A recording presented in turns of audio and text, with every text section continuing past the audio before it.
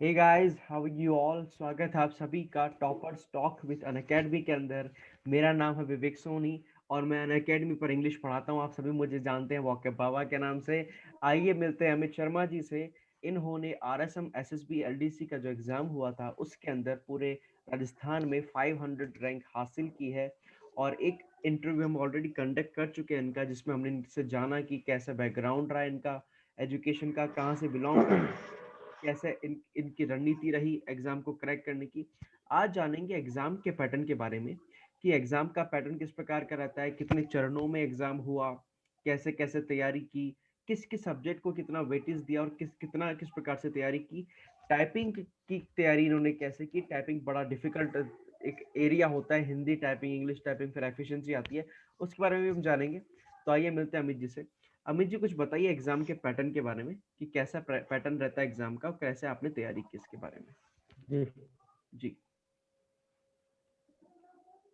जी।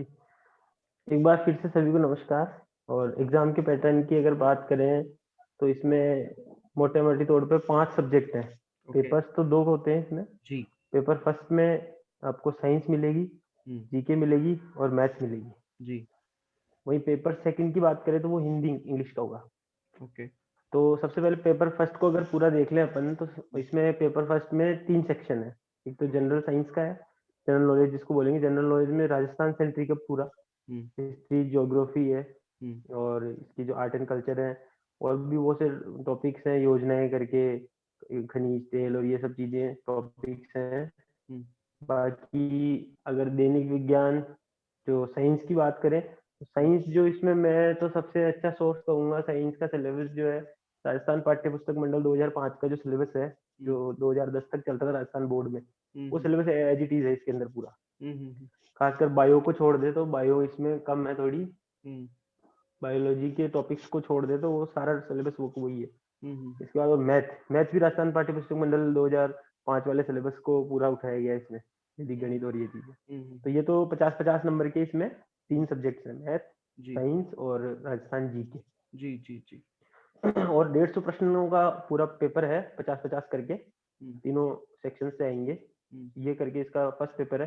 First paper के बाद में आपका उसी दिन सेकंड पेपर है ओके। और उसमें 2 सब्जेक्ट है, हिंदी और इंग्लिश। हम्म। हिंदी ग्रामर और इंग्लिश ग्रामर के टॉपिक्स हैं, कुछ लेटर राइटिंग, जो भी एक एलडीसी का वर्क है उस हिसाब से जो जो चाहिए हम्म। वो चीजें इसमें समायोजित की गई। जैसे कुछ लेटर राइटिंग है और ग्रोसरी जो होती है अपने कार्यालयी जो शब्द होते हैं वो जी। है, और ग्रामर जी। जी। जी। मुख्यतः। ऐसे इंग्लिश में भी यही कॉन्सेप्ट है पूरा। बिल्कुल। इंग्लिश के ग्रामर है, वोकेबलरी है हम्म। और लेटर राइटिंग है, ग्रोसरी ऑफिशियल जो वर्ड्स होते हैं, टेक्निकल टर्म्स हम्म। वो है। हम्म। और 75 क्वेश्चंस जो है दोनों ही लैंग्वेजेस से पूछे जाते हैं इसमें। ओके। ओके। और और कुल जमा बात ये है कि 5 सब्जेक्ट है कुल मिला के आपको। जी। जी। एक तैयारी करने वाले के मस्तिष्क में 5 सब्जेक्ट है। 5 सब्जेक्टों को जो भी देखा जाए कि इंग्लिश, हिंदी हम्म। और मैथ, साइंस और राजस्थान जी के, जी। ये इसका पूरा क्रम बिल्कुल बिल्कुल है। बिल्कुल सही बात है। अमित जी, मैं आपसे जानना चाहूंगा कि आपने सब्जेक्ट्स के बारे में बताया, कितने क्वेश्चंस आते हैं ये भी आपने बताया। मैं आपसे ये जी जानना चाहूंगा कि कौन कौन सी बुक्स प्रेफर करनी चाहिए पर्टिकुलर सब्जेक्ट के लिए, पर्टिकुलर सब्जेक्ट को पढ़ने के लिए। जैसे इंग्लिश काफ़ी डिफिकल्ट लगता है लोगों को, जो ग्रामीण बैकग्राउंड से आते हैं उनके जी। लिए तो बहुत डिफिकल्ट हो जाती है चीज़। और मैथ्स भी कईयों बिल्कुल के लिए बिल्कुल। डिफिकल्ट होता है। तो कौन कौन सी बुक्स ऐसी है जो अगर आप इनको पढ़ते हैं, तैयारी करते हैं, तो अच्छे से आप एग्जाम क्रैक कर सकते हैं। बिल्कुल बिल्कुल, जैसे मैं पेपर फर्स्ट की अगर बात करूं तो बुक्स तो मार्केट में आजकल इतनी सारी हैं कि आप खुद ही कंफ्यूज हो जाएंगे कि कौन सी लें। जी। तो मैं सबसे पहली बात तो किसी एक बुक को ले लें आप एक बारी के लिए, बिल्कुल। उस एक बुक को फॉलो करें। हाँ, उसमें भी ये देखें कि इसमें ये केवल यही नहीं कि इंडेक्स के ऊपर सिलेबस लिखा है तो उसमें सब कुछ सिलेबस पूरा है। बिल्कुल। आपको सिलेबस के टॉपिक जो है वो मेन जो ऑफिशियल सिलेबस है किसी भी एग्जाम का, हम्म। उसी ऑफिशियल सिलेबस से टैली करते हुए ही पढ़ रहे हैं हमेशा शुरू से लेकर अंत। ये नहीं कि गाइड के अंदर इंडेक्स में सिलेबस लिखा हुआ है तो इस गाइड को फॉलो कर ले पूरी पूरी, क्योंकि अंदर कुछ अलग चलता है। गाइड का काम ही यही है सिलेबस अपडेट करके। आज मैं देख रहा था तो रीट के जो नया सिलेबस आया रीट वालों का, उसमें जी। यही चल रहा मार्केट में। पुराना सिलेबस था तो इंडेक्स चेंज हो गए, पीछे किताब होगी हुई। तो ये बात एक तो सबसे मेन यूज ध्यान में रखने की है। हम्म। दूसरी बात, किताब की अगर बात करें तो अपन ये राय मरुधरा है, उसके अंदर राजस्थान जीके की मैं मानता हूँ उसमें सारा समावेशित है। लेकिन ये नहीं कह रहे हैं कि राय मरुधरा को पूरी ही रट लेनी है, क्योंकि कई लोग क्या करते हैं कि उसको पूरी रट लेते हैं कि इसी को रट के जाना है। तो मेरा बिल्कुल ये नहीं कहना है कि उसको रट ले, लेकिन राय मरुधरा में सब टॉपिक आपको क्रमबद्ध रूप से तरीके से मिल जाएंगे, तो अपने टॉपिक को देखते हुए जो भी सिलेबस में टॉपिक है उन टॉपिक्स को वहां से उठा ले। बिल्कुल नंबर एक। नंबर दो, अगर साइंस की बात करें तो साइंस में सबसे आपको आरबीएससी की जो बुक है साइंस की 9th-10th क्लास की, उसमें ये टॉपिक्स हैं लगभग सारे। वैसे तो इनका जो सबसे अच्छा सोर्स है वो 2010 में जो बुक हिंदी पाठ्य पुस्तक मंडल की बुक चलती थी, राजस्थान पाठ्य पुस्तक मंडल की, उसमें ये टॉपिक एज इट इज उठाए गए हैं, जो शायद जो 2010 से पहले जो भी पढ़े हैं राजस्थान बोर्ड से उनको जरूर से नॉलेज होगी इस संदर्भ में। बाकी अभी जो चल रही है उनमें भी ये टॉपिक सारे हैं। साइंस के लिए तो कोई मैं अलग से बुक रिकमेंड नहीं करना चाहूंगा, ये जो 9th-10th की जो बुक्स है स्कूलिंग में जो चलती है वो बुक्स बहुत अच्छा सोर्स है इसका। बिल्कुल नंबर एक। और दूसरी बात है तो कई ओल्ड ईयर क्वेश्चन पेपर्स हैं, उनसे अपन गाइडलाइन ले सकते हैं साइंस को लेके कि कैसे कैसे क्वेश्चन आ रहे हैं किसी पर्टिकुलर टॉपिक को लेके। इसके बाद में तीसरा जो अपना सब्जेक्ट है वो मैथ है। मैथ भी कहीं ना कहीं मैं आपको कहूंगा बैंकिंग और अदर जो एग्जाम्स है लाइक एसएससी, उनसे आपका इसमें बिल्कुल फ्लेवर अलग है इसका। इजी ये है। जो मैथ है ये बिल्कुल बेसिक मैथ है। जी जी जी जी, ये बिल्कुल बेसिक मैथ है जो आप जो 9th-10th-8th लेवल पे स्कूल में पढ़ते हैं वो वाली मैथ है। आपको यहाँ कोई हार्डकोर कहते हैं ना प्रैक्टिसिंग की जरूरत नहीं है। यू नीड टू नो कि आप जो तरीका है करने का वो कर लें तो आप वहाँ आराम से परफॉर्म कर देंगे। यहाँ इतना हार्ड एंड फास्ट आपको बहुत ज्यादा प्रैक्टिस की भी जरूरत नहीं है, बस आपको ये सारी चीजें आनी चाहिए। कोई कोई टॉपिक्स ऐसे हैं कि जनरली अदर एग्जाम्स में नहीं पूछे जाते हैं, ऐसे टॉपिक्स हैं इसके अंदर। जैसे कि मैं आपको बता दूं ये निर्देशांक पद्धति है, तो ज्यामिति ये कोऑर्डिनेट। ज्यादातर एग्जाम्स में अभी जी कोऑर्डिनेट ज्योमेट्री वो नहीं है। हैं तो ऐसे बहुत सारे टॉपिक्स हैं। आप देखो जैसे वैदिक गणित है, वैदिक गणित आजकल बहुत एलिमिनेट हो चुकी है ज्यादातर बिल्कुल एग्जाम्स पढ़ाते नहीं से। है, सही बात है। तो तो जी बिल्कुल, तो ये इसका पूरा पैटर्न फर्स्ट पेपर का। और बुक्स की अगर बात करें तो इसके अंदर भी मैं आपको कह रहा हूँ कोई विशेष गाइड अलग से काम में नहीं देगी। जो आप 9th-10th की 8th-9th-10th की जो बुक्स हैं मैथमेटिक्स की, और साइंस के लिए भी मैंने यही बोला कि 8th-9th-10th की साइंस की बुक्स हैं उनसे ज्यादा से ज्यादा मैटर उठेगा।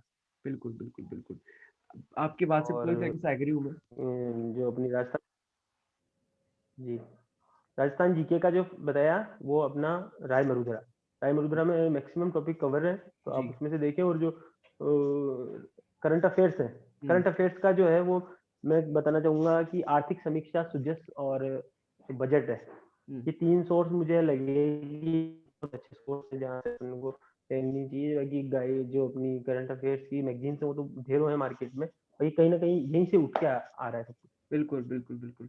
तो आर्थिक समीक्षा, बजट और सूजस, मतलब सूचना और जनसंपर्क मंत्रालय की जो बुक निकालते हैं वो लोग, उनसे ही अधिकतर क्वेश्चंस आते हैं, क्योंकि सिंपल जी सी जी बात है, सारी योजनाएं वो बना रहे हैं तो सारे क्वेश्चंस वहीं से आने हैं, सिंपल सी बात है। तो अगर कोई बंदा उस बुक को पढ़ बिल्कुल लेगा तो बिल्कुल हर बिल्कुल। एग्जाम आराम आराम से उसको क्रैक कर सकता है, निकाल सकता है। बिल्कुल सही बात है। ये तो रही इसके बारे जी में। जी जी अंग्रेजी के बारे में कुछ बताइए, अंग्रेजी के बारे में कैसे क्या किया। जी अंग्रेजी का सिलेबस, बिल्कुल अंग्रेजी के सिलेबस में देखिए सर कि एक हिंदी मीडियम का जो विद्यार्थी है जी। उसके लिए नीतू सिंह की जो बुक है केडी कैंपस के जो बिल्कुल। डायरेक्टर है नीतू सिंह, हम्म उनकी बुक मैं रिकमेंड करना चाहूंगा। हम्म बुक्स तो बहुत सारी अरेंज की है सारी है, लेकिन हम्म जो ये लेटेस्ट नीतू सिंह की जो बुक है, हम्म। नीतू मैम की बुक मेरे को बहुत अच्छी हद तक मतलब एक बिल्कुल व्यक्ति स्वयं उससे पढ़ के समझ सकता है जो इंग्लिश का बहुत अच्छा खासा कमांड नहीं है जिसके ऊपर और वो बिल्कुल चाहता है कि मैं करूँ, तो बिल्कुल। वो उसको यूज कर सकता है। जी हम्म, बिल्कुल सही बात, आई एग्री विथ यू। और मैंने भी उसी से पढ़ा है, और आज भी मैं बच्चों को वही रिकमेंड करता हूँ। आज तो मैं अंग्रेजी पढ़ा रहा हूँ अनअकैडमी पर, तो मुझे जी सारी जी। चीजें पता है कि कौन सी बुक से अभी क्या क्या उनकी मटेरियल। क्लास नोट की बुक भी और लॉन्च हुई है शायद, मैंने सुनने में आया है, हाँ हाँ तो हाँ। शायद वो भी उससे बेहतर ही होंगी। जी जी बिल्कुल बिल्कुल। ये चीज।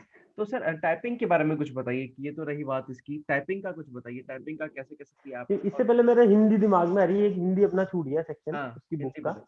जी। तो वो हिंदी का ये है सर कि मार्केट में एक बुक है यादव, हम्म। मानस पब्लिकेशन की, यादव यादव करके राइटर है उनके। बिल्कुल बिल्कुल।